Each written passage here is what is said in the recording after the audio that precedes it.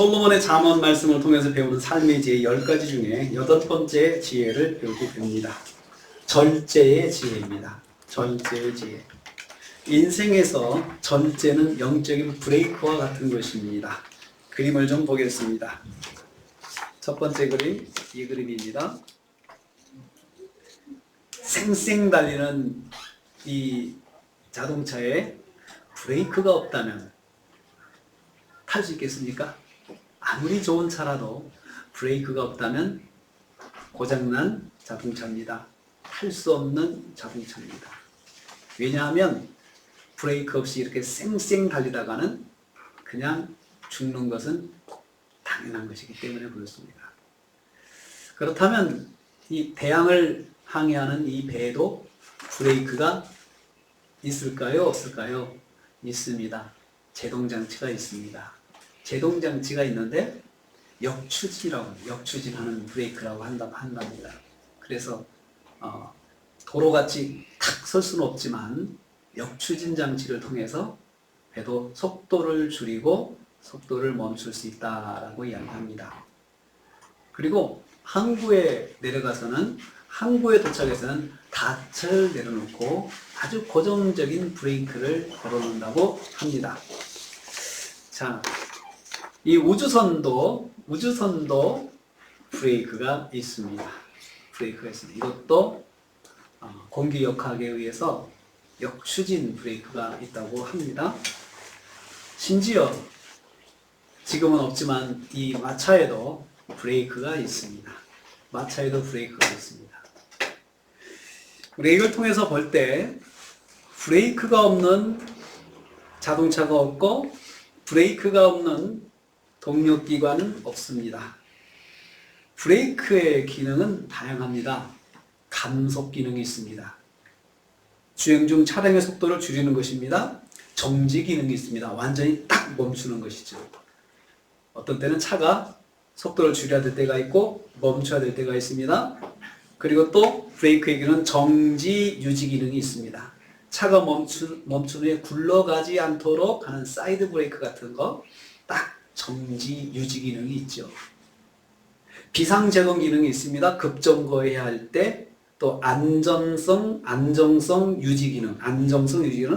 제동 후에 차량이 쏠리지 않게. 사실은 차가 이렇게 뭐 경사로에 있다든가 도로가 이렇게 불규칙한 곳에 있을 때 차량이 쏠리지 않도록 또 유지해 주는 것도 브레이크의 기능 중에 하나라고 그렇게 말하고 있습니다. 움직이는 물체에는 브레이크 기능이 필수적입니다. 마차와 달구지도 브레이크가 있습니다. 존재하는 모든 동체 중에 브레이크가 없는 동체는 하나도 없습니다. 달려가기만 하는 자동차가 없고 달려가기만 하는 동체는 없습니다. 만약에 브레이크가 망가져 있다면 안전한 주행을 할 수 없고 곧장 사고로 이어질 것이 명백합니다. 누가 봐도 만약에 차 너무 좋은 차인데 이거 브레이크가 없어. 단점이 브레이크가 없어. 그러면 탈 수가 없습니다. 당장에 공업사에 가서 브레이크를 점검하고 브레이크를 달고 어떻게 하든 그렇게 브레이크를 가지고 차를 운행하려고 할 것입니다. 질문합니다. 혹시 브레이크가 고장나서 사고 난 현장을 본 경험이 있습니까? 차가 묵사발납니다. 종종 유튜브에서 시속 30km, 40km, 100km, 200km 벽에 부딪히는 충돌 그런 연습하는 실험하는 장면이 나옵니다. 종종 나오는데 속도가 높을수록 차가 아주 묵사발나고 그리고 차의 성능에 따라서 또 묵사발나는 정도는 다르게 나타납니다. 공통점은 브레이크가 없이 달려가다가는 죽는다는 것입니다. 브레이크가 없는 자동차는 반드시 사고로 종지부를 찍습니다. 사고 없는 인생, 망하지 않는 인생을 살려면 사람도 브레이크를 가지고 있어야 합니다. 육적인 브레이크와 정신적인 브레이크를 가지고 있어야 건강한 삶을 살 수가 있습니다. 여러분, 그런 브레이크가 없는 사람은 정상적이지 않다고 여기를 합니다. 어떤 일이나 생각을 브레이크 없이 밀어붙이는 사람이 있습니다. 어떤 생각을 브레이크 없이 지속하는 사람이 있습니다. 나쁜 일임에도 불구하고 브레이크 없이 몰아가는 사람이 있습니다. 나쁜 생각을 브레이크 없이 이어가는 사람이 있습니다. 브레이크는 그 사람을 단절하고 막는 것이 아니라 그 사람이 정상적인 행동을 할 수 있게 조절하는 것이 브레이크입니다. 사람의 브레이크를 절제라고 말할 수 있습니다. 절제라고 말합니다. 솔로몬은 잠언에서 이 절제라는 단어를 제어라는 단어로 사용하고 있습니다. 제어라고 이야기했습니다. 오늘 읽은 말씀, 솔로몬의 잠언 말씀을 다시 한번 같이 읽겠습니다. 잠언 25장 28절 말씀입니다. 같이 읽습니다. 자기 마음을 제어하지 아니하는 자는 성읍이 무너지고 성벽이 없는 것과 같으니라. 여기에서 제어하다라는 단어가 솔로몬이 사용하는 단어입니다. 마음을 제어하지 아니하는 자, 마음을 절제하지 아니하는 자, 마음에 브레이크가 없는 자, 마음에 브레이크가 없는 자 같은 뜻입니다. 여기서 제어한다는 말은 히브리어로 마짜르라는 단어를 쓰니 마짜르는 억제한다, 통제한다는 것입니다. 좀 더 강제적인 의미가 있죠. 억제한다, 통제한다. 이것을 사전에서 보니까 이렇습니다. 통제한다는 말은 일정한 방침이나 목적을 가지고 행위를 제한하거나 제약하는 것. 일정한 방향성을 가지고 일정한 목적을 가지고 행동을 제한하거나 제약하는 것입니다. 생각을 제약하거나 제한하는 것입니다. 절제는 방향성 가지고 생각이나 행동을 제약하는 것입니다. 절제하지 못하는 생각이나 행동은 방향성이 없이 뻗어간다는 데 초점이 있습니다. 방향성 없이 무조건 생각하고 방향성 없이 무조건 움직이고 방향성 없이 무조건 행동하는 것, 이것이 제어하지 못하는 것입니다. 사실 솔로몬처럼 절제가 어려운 삶을 살았던 사람도 없을 것입니다. 진짜로 절제하기 어려운 환경 속에 살았던 사람이 솔로몬이었습니다. 황금이 넘치고 넘쳐서 마음껏 사용했던 사람이었습니다. 먹을 것이 넘치고 넘쳐서 배부른 것을 한탕할 정도였을 것입니다. 파티와 만남이 넘치고 넘쳐서 날마다 국제적인 사교 미팅과 연애로 몸이 감당할 수 없이 피곤했을 것입니다. 만나고자 하는 사람들이 매일 매년 분 단위로 대기하고 있어서 만남이 끊임없었을 것입니다. 세계적인 미녀들이 곡물로 올라와서 매일 연락을 즐길 수 있었습니다. 종교적인 만남도 끝이 없었습니다. 이 종교에서 만나고 저 종교에서 와달라고 그러고, 솔로몬의 그 부인들, 여러 부인들이, 많은 부인들이 각각 자기 나라의 종교를 가지고 신앙을 가지고 와서 이번에는 우리 사원에 와서, 이번에는 우리 신전에 와서 솔로몬을 계속해서 찾아가도록 했을 것입니다.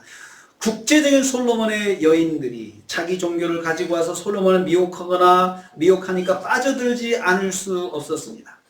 절제할 수가 없었을 것입니다.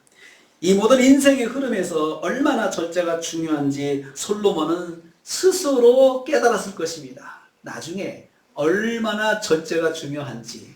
돈이 많다고 해서, 황금이 넘친다고 해서 끊임없이 쓰고 사는 것, 이거 절제해야 했는데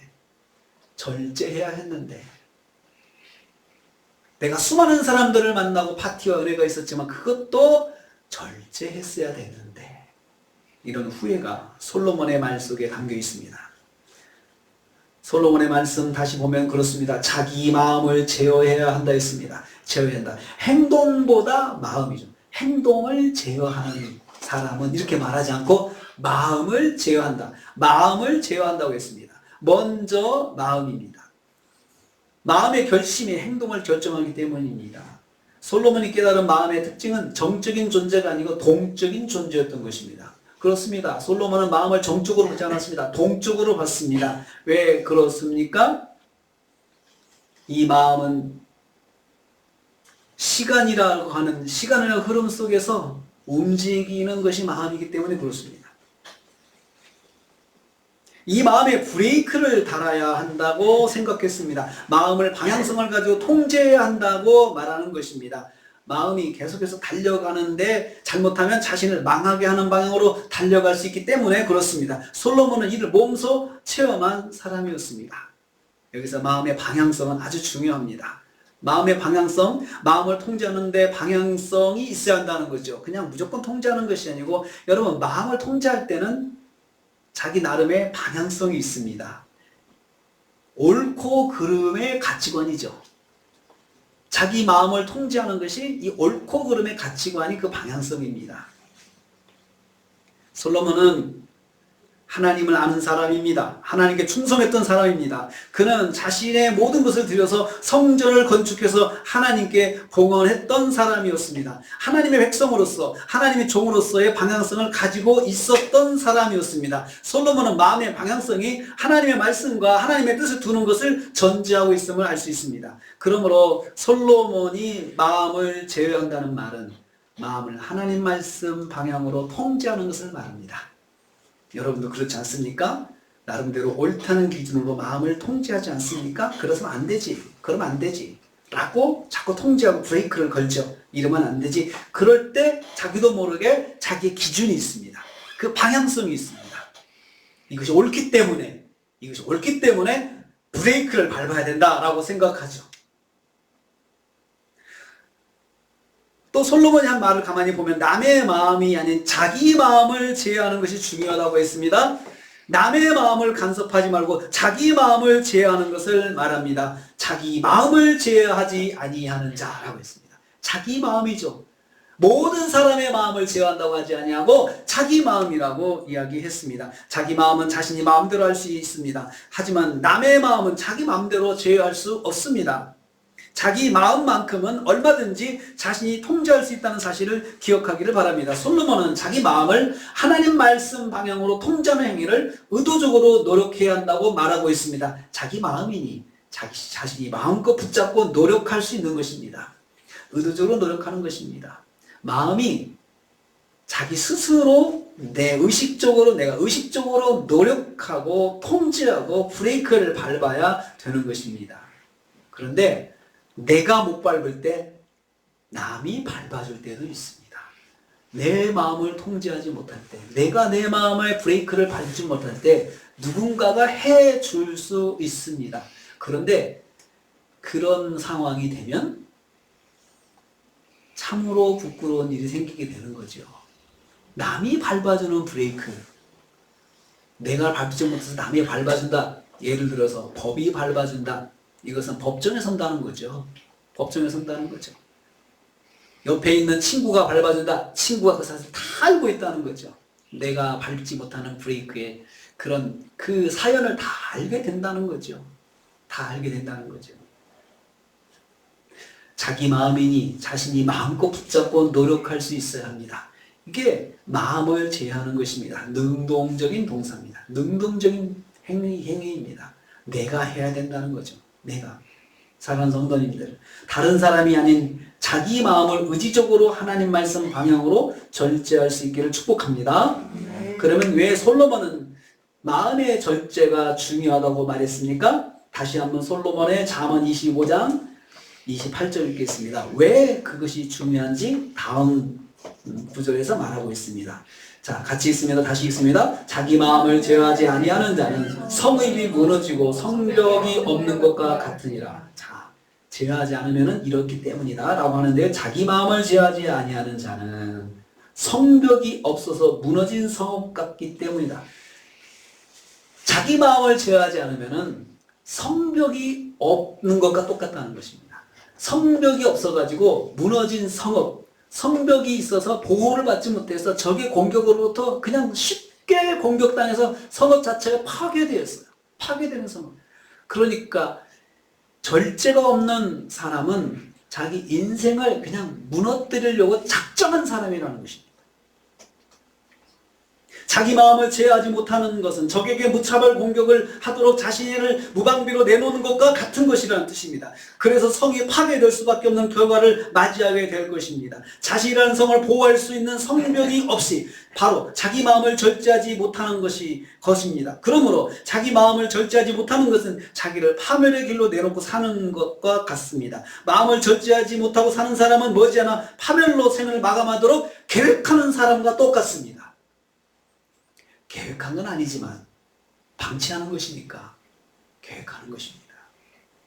사랑하는 성도님들, 브레이크가 없는 인생, 통제가 없는 인생, 절제가 없는 인생이 얼마나 불행한 인생인지 생각할 수 있겠습니까? 우리가 살면서 가끔씩 어떤 일이 벌어졌을 때 그 상황을 놓고 내가 그것을 생각하는 그런 여러 생각이 들 것입니다. 그런데 그 생각도 무한정 가면은 안 된다는 거죠. 그 생각도 브레이크를 밟아줘야 된다는 것입니다. 어려운 일 당할 때 고통의 생각이 나를 지배하죠. 그 생각도 적절하게 브레이크를 밟아줘야 합니다. 내가 말할 수 없는 그런 어떤 일들을 당했을 때, 내가 개인적으로 모멸감을 느꼈을 때, 그 모멸감의 감정이 계속해서 나에게 솟아나고 있을 때 거기에도 적절한 때가 되면 브레이크를 밟아줘야 된다는 것입니다. 그렇지 않으면 파멸로 갑니다. 인생의 파멸로 간다는 거죠. 다 그렇게 된다고 솔로몬은 말하고 있습니다. 믿음 생활의 브레이크가 얼마나 중요한지 베드로가 잘 설명하고 있습니다. 믿음 생활에도 브레이크가 필요합니다. 여러분, 하나님 믿는 생활이 다 자유롭게 뭐든지 할 수 있는 것이 아닙니다. 하나님 믿는 믿음 생활도 브레이크가 필요합니다. 믿음 생활은 믿음으로 사는 것입니다. 믿음의 삶이 교회에만 왔다 갔다 하는 삶이 아니라는 점은 다 아실 것입니다. 베드로 사도는 믿음의 삶이 믿음만이 아님을 우리에게 설명하고 있습니다. 베드로 후서로 넘어갑니다. 베드로 후서 1장 5절부터 7절 말씀입니다. 베드로 후서 1장 5절부터 7절 말씀 같이 읽습니다. 그러므로 너희가 더욱 힘써 너희 믿음의 덕의 지식을, 지식의 절제를, 절제의 인내를, 인내의 경건의 형제우애를, 형제우애의 사랑을 더하라.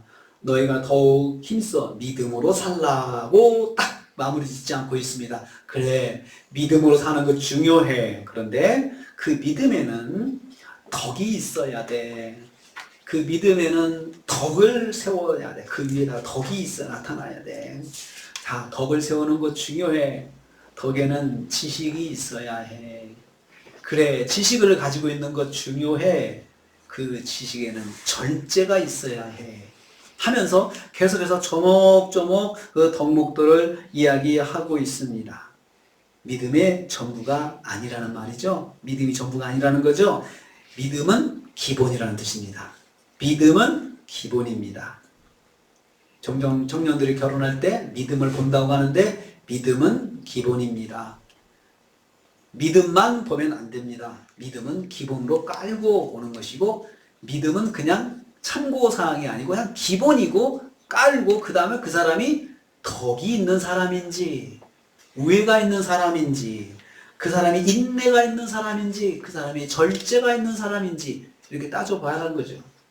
따져보라는 거죠. 사람이니까 사는 것이 아니잖아요. 사람으로서 덕이 있느냐, 사람으로서 이 사람이 인품이 있느냐, 이런 걸 따지는 거 아니겠습니까? 그런 것처럼 믿음 생활도 믿음만 보면 안 됩니다.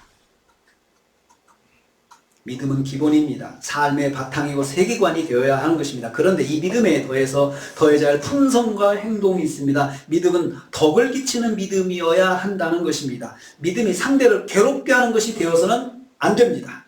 상대를 유익하게 하는 믿음이 되어야 한다는 것입니다. 내가 교회 가는 것이 내가 같이 사는 사람을 고통스럽게 하는 교회 생활을 하면 안 된다는 거죠. 덕에는 지식을 더해야 한다고 그랬습니다. 유익의 기준이 말씀이 지식이 되어야 한다는 뜻입니다. 말씀이 지식이 있어야 하는 거죠. 덕을 끼칠 때, 한 사람을 유익하게 할 때, 말씀으로 유익하게, 말씀을 적용함으로 유익하게 해줘야 된다는 거죠.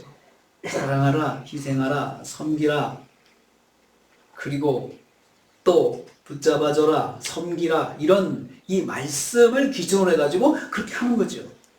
내가 그것이 좋아서가 아니고 내가 성격이 그래서가 아니고 성격으로 하는 것이 아니고 말씀에다 나를 맞춰서 말씀에다 나를 거기다가 잘 끼워 넣어서 그렇게 가는 것이 믿음 생활입니다.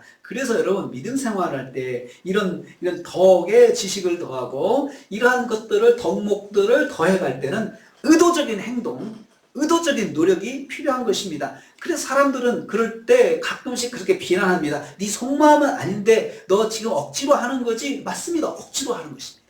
억지로 하면서 품성이 되는 것입니다. 억지로 노력하는 것이죠. 여러분 공부 못하는 사람이 공부를 노력하는 거, 넌 실제로는 공부를 못하는데 너 지금 노력하는 거지? 맞잖아요. 노력해서 잘하는 거잖아요. 노력해서 익숙해서 잘하는 것이잖아요. 노력해서 힘써서 의지적으로 노력해서 믿음이 세워지는 것입니다. 지식에는 절제를 더해야 된다고 그랬습니다. 절제는 앞에 세 요소를 다 포함하는 것입니다. 이것이 뒤로 갈수록 그 위에 쌓이는 그런 구조가 되고 있습니다. 믿음이 절제를, 덕이 절제를, 지식이 절제를 다 똑같이 포함하고 있어요. 믿음이 절제를 가져야 합니다. 말씀을 가지고 있어 다 옳고 떳떳하다고 생각하지 말아야 합니다. 물론 말씀이 옳죠. 떳떳하죠. 그렇지만 거기에는 절제가 필요합니다. 나의 떳떳함에 절제가 필요합니다. 덕을 끼치는 것, 다른 사람 유익하게 하는 삶이 정말 멋있습니다. 좋습니다. 그렇지만 거기에도 절제가 필요합니다.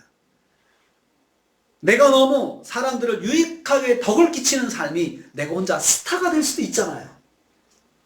내가 혼자 정말 사람들에게 인정받을 수 있잖아요. 너무 인정받으면 그 모습을 보는 다른 사람이 상처를 받을 수도 있습니다. 나는 저렇게 못하는데. 그래서 적절하게 절제함도 필요합니다. 절제함도 필요합니다. 지식이 절제를 가져야 합니다. 하나님의 말씀을 아는 지식들, 그리고 세상의 지식들 얼마나 좋습니까? 그걸 출세하잖아요. 그걸 인정받잖아요. 그렇지만 그 지식이 때로는 절제가 필요합니다. 다른 사람과의 관계에서 절제가 필요하죠. 지식을 자랑해보세요. 상대가 인정해 주는 것도 있지만 때로는 자괴감이 느껴질 때 있습니다. 저 사람은 저렇게 잘하는데 나는 뭐 했을까? 나는 정말 무식하고 멍청하구나 라고 생각하면서 자괴감이 들 수도 있잖아요. 그런 사람 앞에서 막 계속해서 말하고 그래보세요.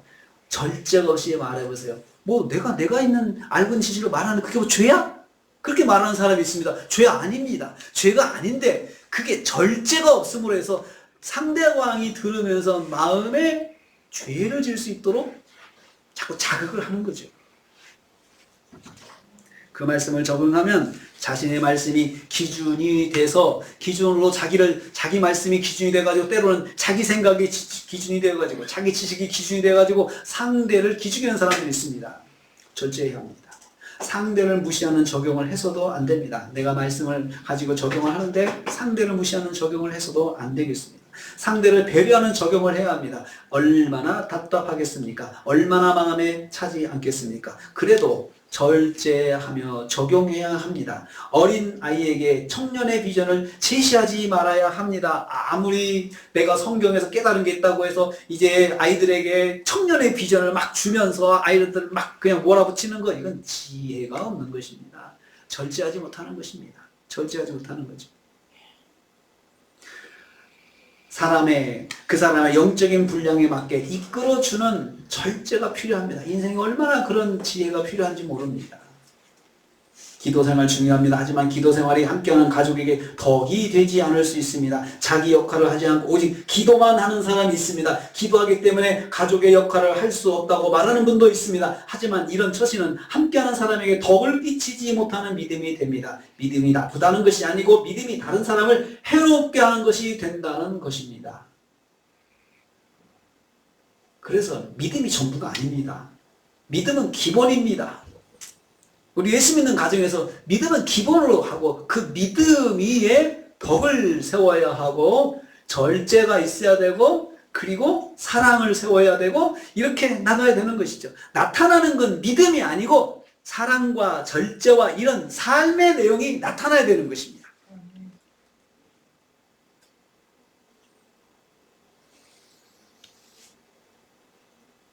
믿음이 나쁘다는 것이 아니고 믿음이 다른 사람을 해롭게 해서는 안 된다는 것입니다. 기도 생활에 절제가 주어지지 않으면 무엇보다도 자신의 삶이 무너지고 자신의 믿음이 무너질 수 있습니다. 뿐만 아니라 자신 주변에 있는 사람들까지 무너지게 할 수 있습니다. 제가 고등학교 다닐 때 저희 교회에 어떤 분이 방문을 했습니다. 기도를 너무 잘하시는 분이 방문을 해가지고 그냥 기도를 막 교회에서 기도하고 싶다고 그래가지고 기도하시더니 했더니 이분이 기도를 하시면서 이런 큰 카세트 테이프를 틀어놓고 자기가 방하는 것을 틀어가면서 막 기도하고 있더라고요. 옆에 있는 사람이 얼마나 기가 죽는지. 나의 영성이 다른 사람을 괴롭게 해서는 안 됩니다. 우리의 믿음 생활은 히브리서에도 이야기하지만 결국 우리 믿음 생활은 나로 인해서 내가 먼저 하나님 나라를 바라보고 나를 통해서 또 다른 사람이 하나님 나라를 바라볼 수 있게끔 세상에서 선한 영향력을 끼치고 또 복음을 전하고 증거하는 확장시켜 나가는 삶을 살아야 되는데 오직 나만을 생각하는 믿음 생활이 다른 사람을 고통스럽게 할 수 있다는 것을 아셔야 합니다. 말씀의 지식이 중요합니다. 하지만 그 말씀을 지식으로만 갖지 말고 적절한 적용의 삶을 살아야 합니다. 적용할 때 무조건 적용이 아니라 절제의 적용이 필요합니다. 자신의 깨달음만이 절대적인 진리라고 생각하지 말고 다른 사람의 깨달음도 수용할 줄 알아야 합니다. 이렇게 해야 하는 이유가 있습니다. 계속해서 베드로서 1장 8절 9절 계속해서 보겠습니다. 이제는 8절 9절입니다. 1장 8절 9절 1장 8절에서 9절 말씀 같이 있습니다. 이런 것이 너에게 있어 흡족한즉 너희로 우리 주 예수 그리스도를 알기에 게으르지 않고 열매 없는 자가 되지 않게 하려니와 이런 것이 없는 자는 맹인이라 멀리 보지 못하고 그의 옛죄가 깨끗하게 된 것을 잊었느니라. 베드로 사도는 믿음의 삶에 더해야 할 덕목들의 가치를 두 가지로 요약했습니다. 첫째는 이런 것들이 있으면 열매 맺는 자가 된다는 것입니다. 열매 맺는 자. 이런 것들이 있으면 열매 맺는다. 8절입니다. 열매 맺는 믿음 생활을 위해서는 절제의 삶이 필요하다는 것입니다. 무슨 열매입니까? 성령의 열매도 있죠. 여기는 생명구원의 열매입니다. 생명구원의 열매. 다른 사람에게 선한 영향을 끼치는 삶을 사는 것입니다. 결국 믿음 생활은 또 다른 사람을 영생에 이르게 하는 삶으로 인도하는 것입니다. 내가 절제하는 믿음 생활을 하면 다른 사람을 영생 얻는 삶으로 인도하는 열매를 맺을 수 있습니다. 그러면 반대도 있겠죠? 내가 절제하지 못하고 믿음 생활을 하면 다른 사람을 지옥으로 인도하는 일이 되는 것입니다. 다른 사람. 둘째는 이런 것들이 없는 사람은 영적인 맹인이라고 했습니다. 이런 것들이 없는 자는 맹인이라. 자, 멀리 보지 못하는 맹인이죠. 그래서 멀리 보지 못하고라고 했습니다. 맹인인데 멀리 못 보는 맹인이에요. 멀리 못 보는 맹인. 가까운 데는 보는데 멀리 못 보는 맹인. 그럼 멀리 본다는 게 뭘까요? 히브리서에서 설명하고 있습니다. 히브리서 11장 앞에입니다. 히브리하고 베드로전인데요. 베드로 후서 앞에 11장 13절 14절 365페이지 멀리 본다는 거 거기 설명하고 있습니다. 13절 14절 같이 읽습니다. 이 사람들은 다 믿음을 따라 죽었으며 약속을 받지 못하였으되 그것들을 멀리서 보고 환영하며 또 땅에서는 외국인과 나그네임을 증언하였으니 그들이 이같이 말하는 것은 자기들이 본향을 찾는 자임을 나타냅니다. 거기 13절에 그것들을 멀리서 보고 환영했다 했습니다. 이 사람들 믿음의 사람들이죠. 다 믿음을 따라 죽었는데 그것들을 멀리서 보고 죽었어요. 멀리서 보고 환영하며 기뻐하며 죽었어요. 그렇게 말씀하고 있습니다. 히브리서는 믿음의 사람들은 멀리 보는 사람들, 멀리 보는 삶을 사는 사람들이라 소개하고 있습니다. 믿음의 사람들은 다 믿음을 따라 죽었습니다. 죽을 때 약속을 받지 못했습니다. 하나님께 약속하신 것을 자기 죽기 전에 확인하고 이루어지지 않는 가운데 죽었다는 것이에요. 하나님께서 약속하셨는데 그 생전에 이루어지지 않았어요. 그러면 얼마나 섭섭할까요? 하나님 제가 죽기 전에 좀 보게 해주세요 라고 하기도 했을 텐데 하나님께서 안 보여주셨습니다. 죽을 때까지 이루어진 것이 없다는 뜻이죠. 죽을 때까지 이루어진 것이 없습니다. 여러분, 우리가 예수 믿는다고 해서 예수 믿고 복된 삶을 산다고 해서 모든 인생에서 모든 세상적인 성공의 기준으로 다 성공하고 세상을 떠나는 거 아닙니다. 어떤 사람은 그렇게 성공도 하고 풍요롭게 하면서 가지만 어떤 사람은 평범하게 아주 그렇지만 여러분 대부분의 성도들은 아주 평범하게 살다가 천국의 부름을 받습니다. 믿음의 사람들은 바라보는 것이 있습니다. 그들이 바라보는 것은 세상에서 이루어진 것이 아닙니다. 이루어지는 것을 바라보는 것은 아닙니다. 세상에서 내가 이루어진 것을 바라보며 사는 것이 아니고 그것을 기대하며 사는 것이 아니고 믿음의 사람들은 그것들을 멀리서 바라보았다고 했어요. 멀리서. 여기서 그것들은 하나님의 약속을 말합니다. 하나님의 약속의 말씀을 멀리서 바라볼 수 있는 사람들이 영적인 눈이 열린 사람들입니다. 영적인 눈을 열어 살아야 되는데 하나님의 약속을 멀리 바라보고 사는 사람들. 영적인 눈이 열려서 하나님의 약속이 이루어지는 것을 멀리서 보고 기뻐하며 살았습니다. 그리고 자신은 이 땅에서 나그네요. 외국인과 불과하다고 생각하면서 살았습니다. 천국 보행을 바라보는 삶을 사는 사람들. 당연하게 생각했습니다. 천국을 바라보며 사는 사람들이다. 우리의 생각에 절제가 필요한데 그 절제의 기준은 하나님의 말씀입니다. 여기 히브리서 기자가 우리는 하나님의 약속을 멀리 바라보고 사는 사람들이야. 멀리 있는 하나님의 약속들을 바라보는데 천국을 바라보고 산다는 뜻입니다. 성도가 절제하지 못하면 영적인 브레이크를 가지지 못하면 이런 고백을 할 수가 없습니다. 나는 본향 천국을 바라보며 사는 사람이라고 고백할 수가 없습니다. 여기서 절제의 두 번째 이유를 알 수 있습니다. 절제하지 못하면 돌아갈 본향 천국을 바라볼 수가 없습니다. 우리가 믿음 생활하면서 절제하는 삶을 살지 못하면 결국은 천국을 바라보지 못하는 삶을 사는 것과 똑같은 거죠. 인생이 내 마음대로 안 될 때가 많습니다. 그 계획한 대로 안 될 때가 있고 갑작스럽게 어려운 일을 만날 때가 있습니다. 이때 내 생각과 내 말에 절제가 있지 않으면 결국은 내가 어떤 사람이냐? 나는 천국 바라보는 사람이 아니라는 것을 표현하는 것입니다. 우리가 천국을 바라보고 사는 사람이기 때문에 그 천국을 생각하면서 우리의 말에, 우리의 생각에, 우리의 행동에, 우리의 결정에 절제를 해야 합니다. 하나님의 말씀에 따른 절제를 말합니다.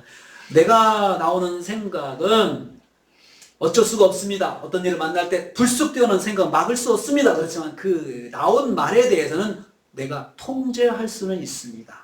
절제할 수 있습니다. 브레이크를 잡을 수가 있습니다. 이 생각을 계속해서는 안 되지. 이렇게 해서는 안 되지. 하고 이제 그것을 다시 정상적으로 갈 수 있도록 내가 그것을 마음을 조절할 수 있는 그런 힘을 가지고 있어야 합니다.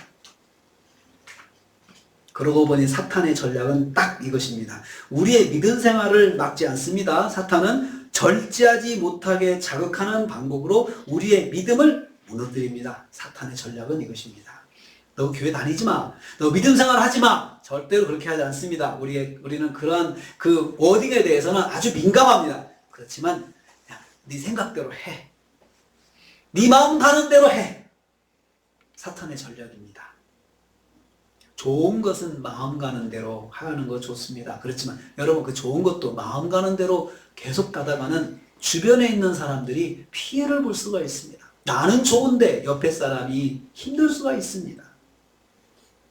그것도 절제가 필요한데 나쁜 것은 어떻겠습니까? 나쁜 생각은 더 절제해야 되지 않겠습니까?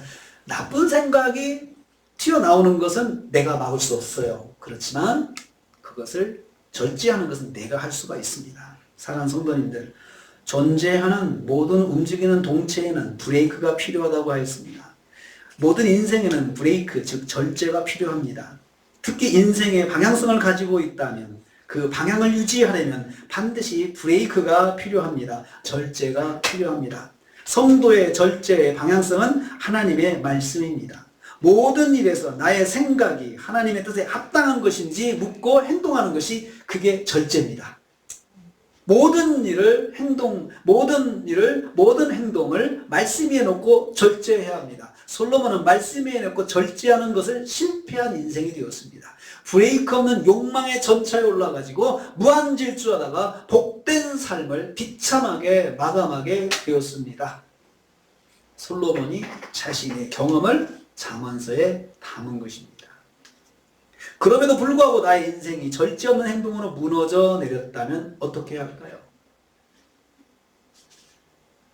철저하게 회개하고 다시 세워야 합니다. 하나님께는 다시라는 은혜가 있기 때문입니다. 다윗이 절제하지 못하고 우리아의 아내를 범한 범죄로 무너졌을 때 하나님께서 나단 선지자를 통해서 브레이크를 거셨습니다. 사무엘하 12장 13절입니다. 브레이크를 거셨습니다. 내가 못할 때는 하나님께서 브레이크를 거실 때도 있습니다. 내 인생에 브레이크를 거실 때가 있습니다. 그때는 내가 알지 못하고 질주하고 있을 때, 이건 가면 죽는데 계속해서 질주만 하고 있을 때 하나님께서 브레이크를 거실 때가 있습니다. 이때 하나님 앞에서 자기 죄를 인정하고 회개했습니다. 그러자 하나님께서 다윗을 용서하시고 다시 서게 하셨습니다. 구약 사무엘하 12장 13절 보십시오. 다윗의 확실한 브레이크가 거기 있습니다. 하나님께서 브레이크를 거셨을 때 그 브레이크를 내가 잡아야 되는데 안 잡으면 안 됩니다. 사무엘하 12장 13절, 구약 480페이지, 구약 480페이지, 사무엘하 12장 13절. 같이 봉독합니다. 다윗이 나단에게 이르되 내가 여호와께 범죄하였노라 하매 나단이 다윗에게 말하되 여호와께서도 당신의 죄를 사하셨나이다. 당신이 죽지 아니하려 하니라. 다윗이 자기 죄를 인정했습니다. 하나님께서 브레이크를 거셨을 때 그 브레이크를 꽉 잡았습니다. 그렇습니다. 제가 죄를 졌습니다. 제가 죽을 죄를 졌습니다. 회개합니다. 했을 때 여호와께서 당신의 죄를 사하셨다. 용서해 주셨습니다. 브레이크를 거셨을 때 브레이크를 잡으면 하나님께서 그 삶을 붙잡아 주십니다. 다윗이 즉각적으로 자기 죄를 고백했습니다. 그러자 하나님께서 다윗의 죄를 사하셨다고 했습니다. 다시 받아주신 것입니다. 믿음이 좋은 다윗도 절제하지 못해서 무너져 내렸던 경험이 있습니다. 이처럼 절제의 실패가 믿음의 성도들에게 가까이 있음을 알 수 있습니다. 인생은 절제의 실패가 종종 일어날 수 있는 것이 인생입니다. 완벽하지 않습니다. 모두가 가끔씩 무너질 때가 있습니다. 감정이 무너질 때가 있고 생각이 무너질 때가 있고 행동이 무너질 때가 있습니다. 사랑하는 성도님들, 절제는 영적인 브레이크입니다. 절제는 영적인 감속장치입니다. 절제는 영적 순수성 유지 장치입니다. 하나님 말씀으로 자신을 돌아보며 믿음의 삶을 달려가십시오. 말씀이 영적인 브레이크라고 했습니다. 말씀이 절제의 기준입니다. 우리가 하루하루를 살아갈 때 절제의 브레이크는 항상 우리 손에 들려 있어야 합니다. 심지어 가만히 있을 때에도 마치 주차 브레이크를 세팅해 놓듯이 영적인 브레이크는 우리 손에서 떼어 놓아서는 안 됩니다. 절제의 믿음으로 우리의 믿음이 생명권의 열매를 맺고 천국을 바라보는 삶이 되기를 주님의 이름으로 축복합니다. 기도하겠습니다. 주님 감사합니다. 오늘은 솔로몬의 잠언을 통해서 절제하는 믿음에 대해서 말씀해 주셨습니다. 절제하지 못하면 인생을 망치고 믿음의 삶을 망치는 것이라 하셨습니다. 믿음의 사람들은 다 절제하는 삶을 통해서 본향 천국을 바라보았다고 했습니다. 바라옵기는 절제하는 믿음을 통해서 생명권의 열매를 맺게 하시고 천국 본향을 바라보는 삶을 살게 하여 주시옵소서. 내가 절제하지 못해서 상처받는 사람이 없게 하여 주시옵소서. 예수님의 이름으로 기도하옵나이다. 아멘.